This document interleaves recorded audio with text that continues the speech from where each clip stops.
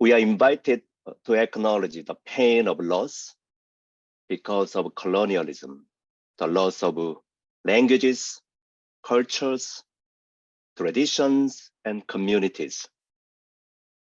The place of pain connects us on a deeper level. I can't help but mourn the loss of my own culture and traditions because how Christianity played a role in my home country. Today's workshop is about how I found my way home, how I reclaim my faith in God through Daoism. It's a real honor and privilege to share my spiritual journey with you. I began my journey when I learned that something was missing in my life, but I didn't know what it was that I was missing. I've learned from my own personal experiences that there are at least two types of grief. One is that we grieve because we know what it is that we have lost. Whether it's a person, a place, or a thing, what we once had mattered to us and still matters to us. That's why we grieve. The other type of grief is that we grieve something we never had. I've learned that this type of grief is much harder to process. When we don't know what it is that we are missing, it's difficult for us to know where to begin. I was like that when I found out that there was something missing in my Christianity, but I didn't know where to look for and what exactly I was supposed to find. The place of pain is also the place for change. That's where I started my journey.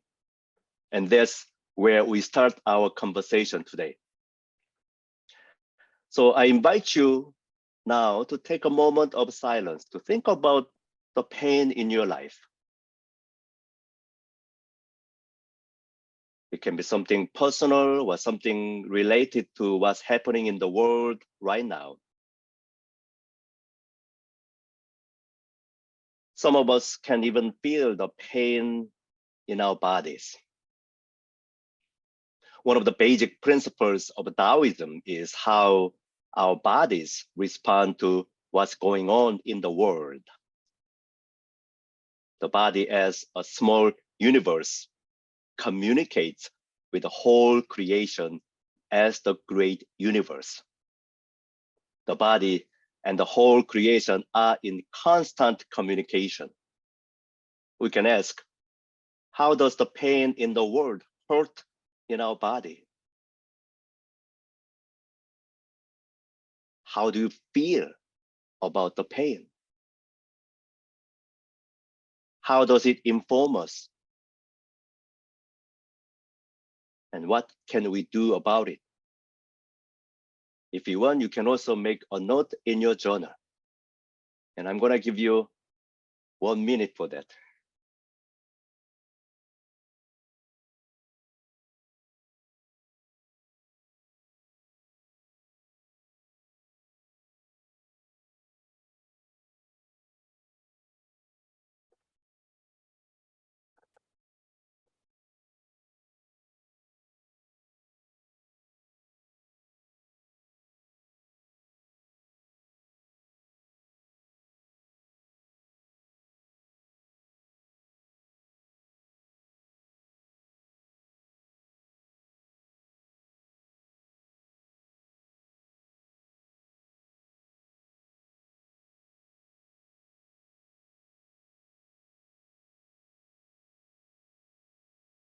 Thank you for doing that. I will give you 10 more seconds. Then we're going to wrap up and move to the next.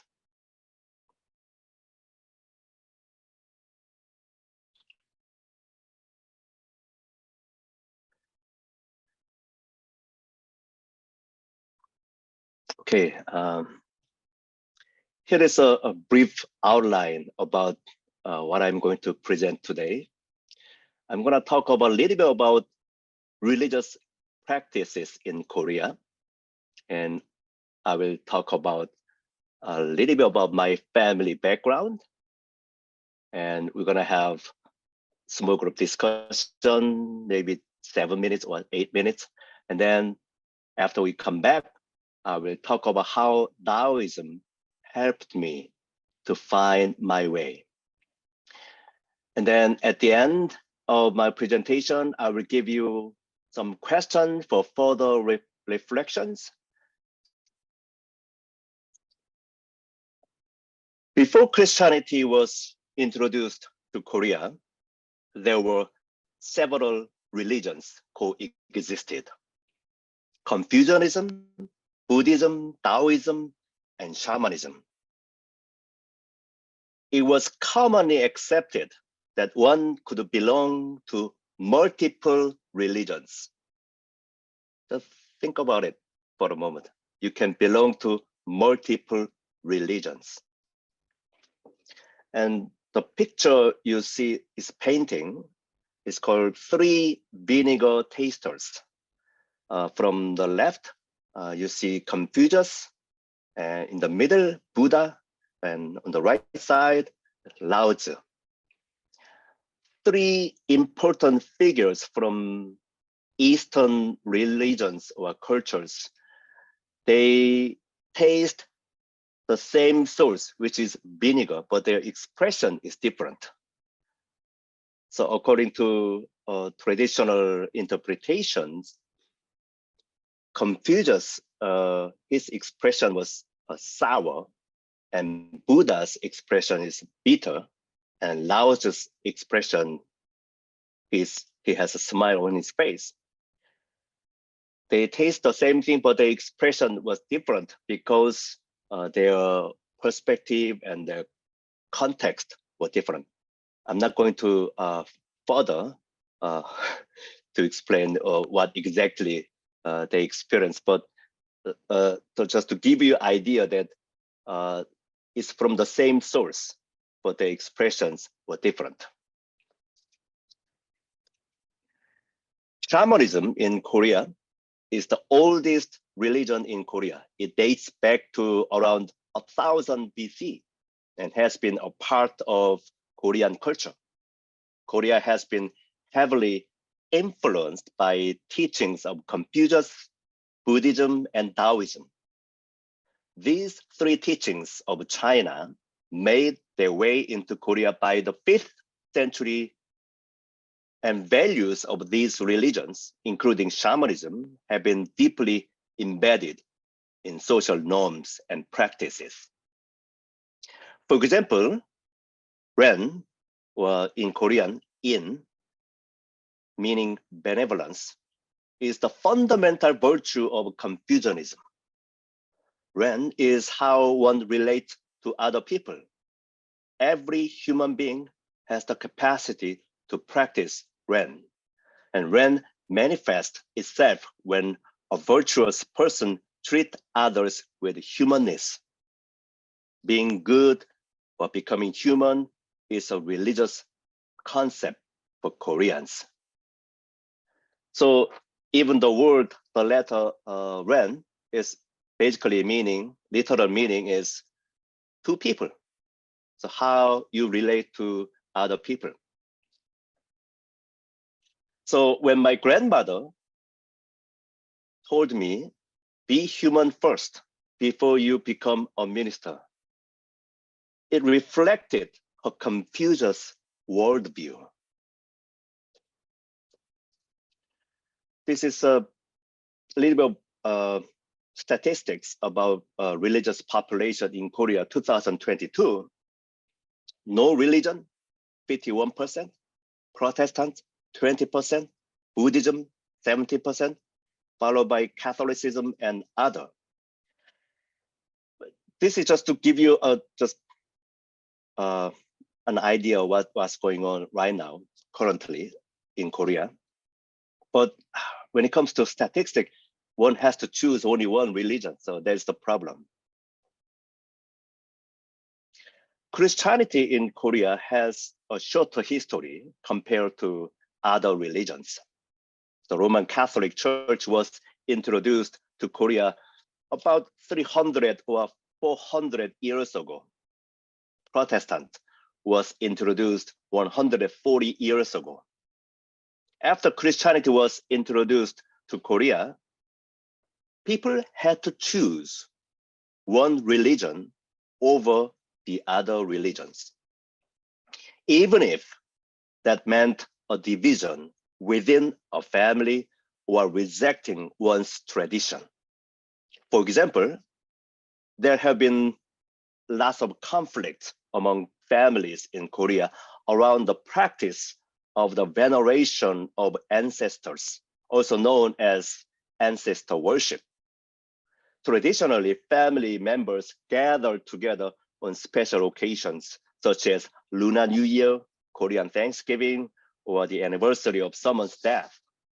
They cooked certain dishes and prepared a meal for the deceased. They believed that the dead actually would come and participate in the sharing of the food. Before Christianity was introduced, the practice was very common regardless of one's religion. And it's still common for non-Protestant families in Korea. Roman Catholic Church in Korea, they first rejected, and then later on they changed, they adopted, and they actually encourage their members to practice this traditional ritual, whereas most Protestant churches in Korea, they still see it as an idol worship. So this is my family right after I was born. And I can see there are puppies in there. From my right side, I'm the baby. My mom and my aunt and my grandmother and my sister are the matriarch in my family, important figures in my life. So I was born and raised in Korea, and the church was a huge part of my life when I grew up. I was literally living right next to the church building. So you can barely see, you can see that on the right side, there's a building made of stones. There's church building. And on the back, there's a manse where my grandfather and his family lived. I'm the first generation of the ministers in my family. My great-grandfather, my grandfather, and my uncle and myself. Considering the short history of Protestant Christianity in Korea, the fact that I'm the first generation of the ministers in my family is significant. Here is my great-grandfather, Kang Byung-ju 목사님, was one of the first ministers in Korea. And it strikes me that I've never learned about any previous generations before my great-grandfather. He was a Korean scholar as well as a minister. It was as if my family tree started from my great-grandfather because he planted the seed of Christian faith. This has been an eye-opening discovery for me.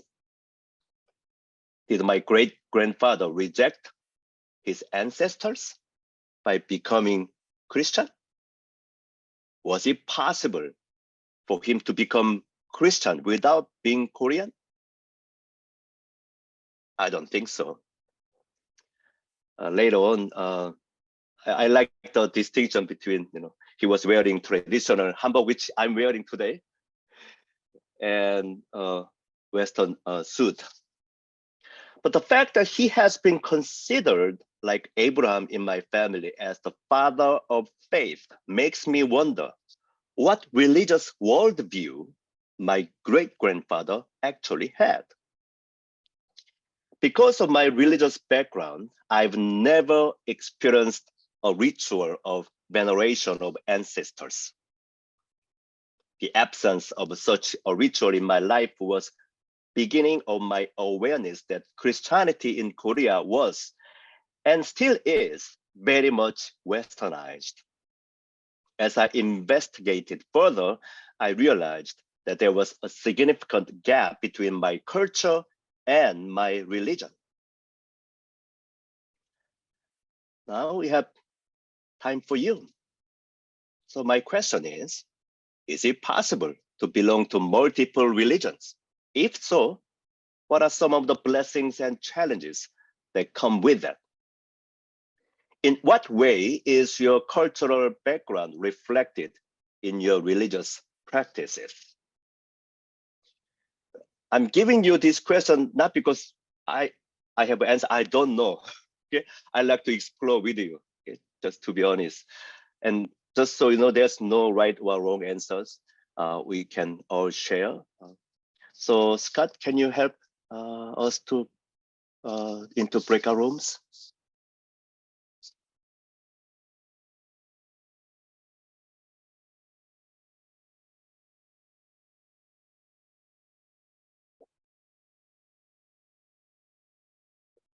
So today's title is Universal Christ through the lens of Daoism. I will have to first explain what I mean by universal Christ. It's a concept that Christ is in everything, in every culture, in every human being. The Greek word Christ is a translation of the Hebrew Messiah, meaning one who is anointed. So universal Christ claims that all are anointed, not just Jesus. It is based on a belief that God as the ultimate truth manifests through the whole creation. Richard Rohr's words capture the basic principle of universal Christ. God loves things by becoming them. God loves things by becoming them. This is an important concept for us to understand if we are to believe in the God who works in us and others by the Spirit.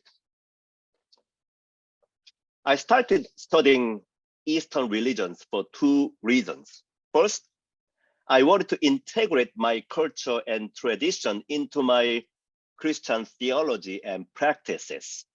In other words, I wanted to find more about what my ancestors believed in. Second, I wanted to bridge the gap between the creator and creation, the unbearable separation, the fundamentally wrong message that was taught by the Christian church throughout centuries. In other words, I wanted my version of Christianity to reflect my personal experiences of God, which were based on non-duality, oneness with everything. Daoism saved me from the predicament I was in. It opened up a new world for me. Daoism helped me to reclaim my faith in God in Christianity. Daoism emphasized living in harmony with Tao and following teachings of Tao. The Chinese word Dao means the way. Here is the earliest form of the word. I'm curious if you can write in the chat, what do you see in this word? What do you see it? By looking at this picture, what did you notice?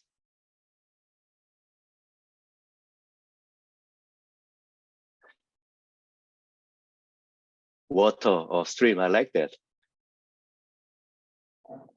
Looks like bones, pathway, yeah, intersection, yeah, I like that, yeah. Not just one direction, yes, different path, yeah. Oh, they're all part of Tao. You guys already got it. A river with the streams flowing in. Yeah. Reaching to the space that is open. Wow. Yes, it's actually the combination of this word, which is like a movement or a road, and a person. So it's actually Dao is literally a person walking on the road. That is Dao. For me, this is a very important aspect to understand what Dao is. As many of you already described in the chat, it's not fixed or rigid. It is changeable and always a work in progress. A road or a trail is created as more and more people walk on it. Dao implies a movement or a flow. No one can own or understand Dao fully. We can only be in tune with Dao by following its teachings. I think there's something we can apply into our Christian practices. We often use the same words, but we mean totally different things, especially when it comes to the word God. So after learning about Daoism, I began to think God is more like movement or flow, a way.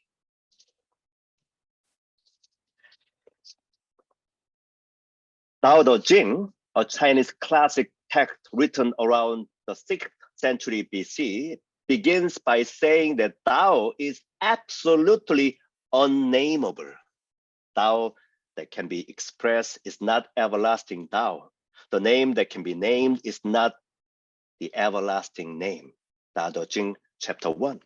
It reminds me of the use of the name God in the Hebrew Bible. Moses asked for a name of the one who sent him to the suffering people. The answer was that I am, or I will become what I choose to become.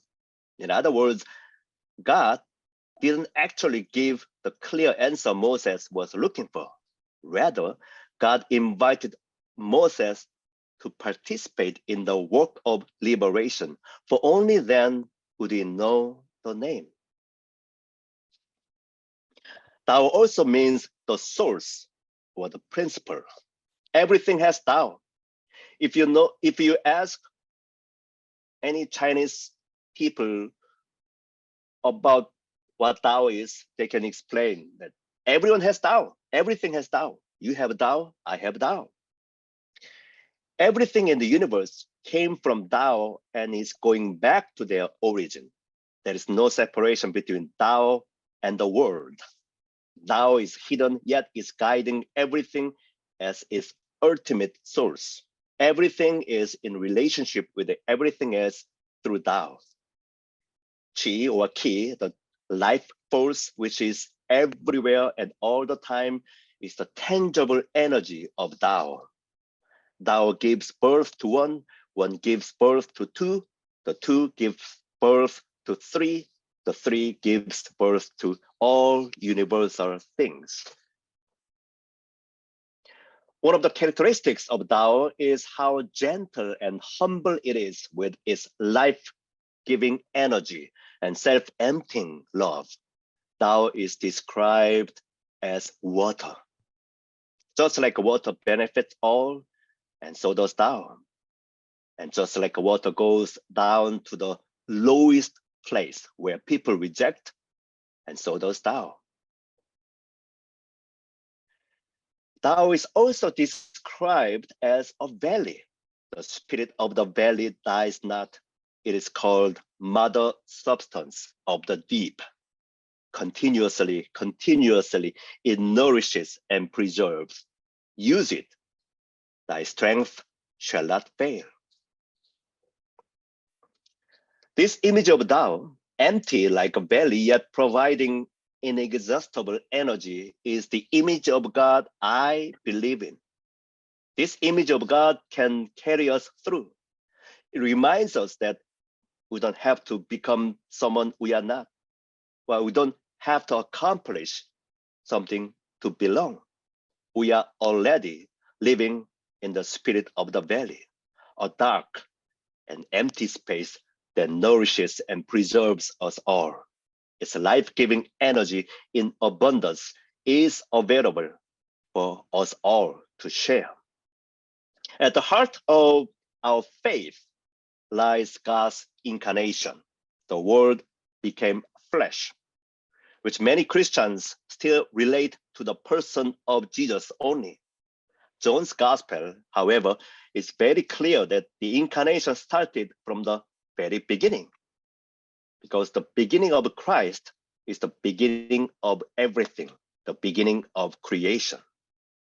In the beginning was the Word, and the Word was with God, and the Word was God. Here, the word is a translation of the Greek logos, which is God's power of creation and restoration in Christian faith. As someone with an East Asian background, I find the word logos hard to understand. Probably it was hard for Chinese Christians too, as they try to translate the Gospels into their language. The Chinese Christians use the word Dao for the word logos. I think that's brilliant and accurate. And this is one of the areas where the boundary between the two religions, Daoism and Christianity, becomes blurred. I believe the concept of Dao captures well what John's Gospel is trying to teach us. In order to tell how Jesus came into the world, John has to start from the very beginning, when the actual process of incarnation began. That's why the beginning of John's Gospel is similar to the first few lines of the Bible. In the beginning, the earth was a formless void, and darkness covered the face of the deep, while a wind from God swept over the face of the waters. Reading this through the lens of Daoism, I cannot tell whether it's from the Bible or from the Tao Te Ching. I see Tao in the Bible as I see my Christian faith in Tao Te Ching. This is how I found my way home, how I proclaim my faith through all that I am, including my heritage and roots. During the season of Advent, recently, I was reading Mary's Magnificat. Mary ends her song of praise talking about how God fulfilled the promise made to her ancestors. Her words came to me both as the gift of affirmation and as an invitation. Affirmation, how God also manifested to my ancestors long before Christianity came to my home country. Invitation, how I am invited to find Christ in everyone, every culture, and everything, a universal Christ. That's the end of my humble presentation. And I'm more interested in how you think about the following questions. The first question for you to think about is, can scriptures from other religions, such as Tao Te Ching, be part of our sacred text? How can such inclusion challenge our rituals, including Sunday worship? If scriptures from other religions can transform our lives, why not use them in our spiritual practice, in our rituals? And what does the ritual look like? That's my first question. Second question is, can Taoism help us move beyond interculturalism, in which a dominant culture still hinders our transformation, especially if we are part of the dominant culture? So this is an interesting question. You are welcome to question about the questions. I don't know about you, but I've been in intercultural ministry as long as I have been in Canada over the last 16 years. And I always wonder why it is hard for us to engage in intercultural ministry. And one of the things I found is intercultural ministry assumes that there's a goodness in every culture, okay? And there's every culture has some, in a way, is equal, and we can make that happen. Like everyone can participate equally, but that's not always the case. And is it true that there's a goodness in every culture? Daoism, I don't think Daoism embraces that every culture is good. There's more than that. Daoism invites us to think about there's a different way for us to interact with one another, which is more like following the way of nature, which is not coming from human cultures, human created cultures. And also, we tend to think that there's a separation between religion and culture. So we don't go deeper than talking about culture. We have to go deeper than that, talking about religions and spiritualities from different traditions. So anyway, that's my thing. And then third, can Daoism reshape our theologies to be more eco-centric rather than anthropocentric? If so, what will our theologies look like? I remember it's one of our CCS Fridays, Stan Mackey, it was talking about the right of everything in creation, not just human rights. It was prior to the opening of Canadian Museum for Human Rights. So I heard his concern. So this question reflected his concern as well. And lastly, can Daoism help develop our spiritual practices based on the interconnectedness of all things with more focus on places rather than times? So when it comes to celebrations in our Christian faith, we often think that certain times are more holy than other times, like Advent, Lent. So there are compartments, and we divide them into certain categories. But what about a sense of place in our daily life that we are invited to build more relationship, more meaningful relationship with what surrounds us, the people and everything in it. So even though there is a tradition from even the Bible in Genesis 28, in Jacob's ladder, when after he walks up, he said, "Surely God is in this place, and I did not know it." We have that tradition that invites us to develop a sense of place. But Taoism is all about building strong sense of place and how it can help our spiritual practice. That's my question. Okay, that's it. So you are welcome to choose which question you want to explore.